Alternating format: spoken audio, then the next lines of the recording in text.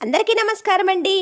ఈ స్క్రీన్పై కనిపిస్తున్న పచ్చటి ఆకును బాగా చూడండి. ఇది కేవలం ఒక సాధారణమైన ఆకు కాదు, మన జ్ఞాపక శక్తిని సూపర్ కంప్యూటర్లా మార్చే ఒక అద్భుతమైన సంజీవిని.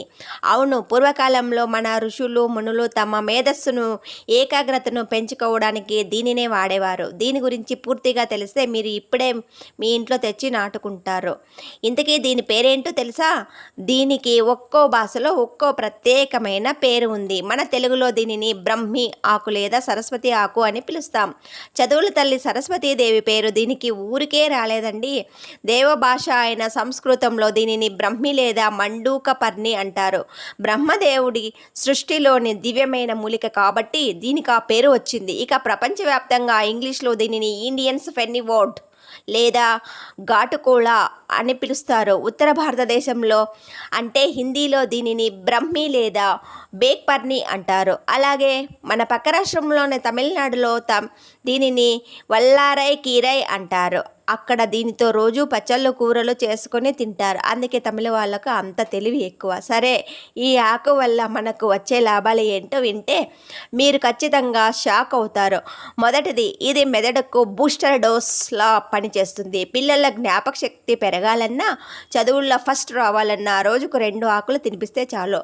పెద్దవారిలో వయసుతో పాటు వచ్చే మతిమరుపు లేదా అల్జీమర్స్ వ్యాధిని ఇది రాకుండా ఆపుతుంది. రెండవది, జుట్టు రాలడానికి ఇది పవర్ఫుల్ రెమెడీ. ఈ ఆకును నీడలో ఎండబెట్టి కొబ్బరి నూనెలో వేసి మరిగిస్తే అద్భుతమైన హెయిర్ ఆయిల్ తయారవుతుంది. దీనివల్ల జుట్టు ఒత్తుగా నల్లగా పెరుగుతుంది. తలమాడు ఎప్పుడు చల్లగా ఉంటుంది. కళ్ళు మండటం, తల వేడెక్కడం వంటి సమస్యలు తగ్గిపోతాయి. మూడవది, ఇది బెస్ట్ స్ట్రెస్ రిలీఫర్. ఈ రోజుల్లో ప్రతి ఒక్కరికి టెన్షన్, యాంగ్జైటీ ఎక్కువే కదా. ఈ సరస్వతి ఆకు రసం తాగడం వల్ల మైండ్ ప్రశాంతంగా మారుతుంది. రాత్రిపూట హాయిగా నిద్ర పడుతుంది.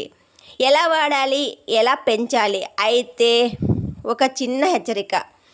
దీనిని రోజువారీగా కాకుండా వారంలో 1 లేదా 2 సార్లు మాత్రమే వాడాలి. ఫ్రెష్గా దొరికితే పచ్చడి రూపంలో లేదా జ్యూస్ రూపంలో తీసుకోవచ్చు.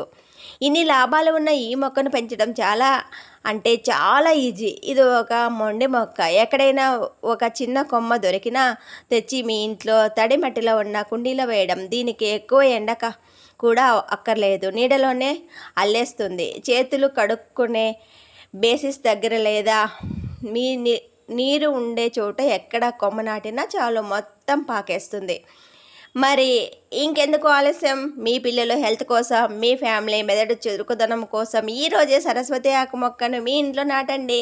ఈ ఇన్ఫర్మేషన్ మీకు నచ్చితే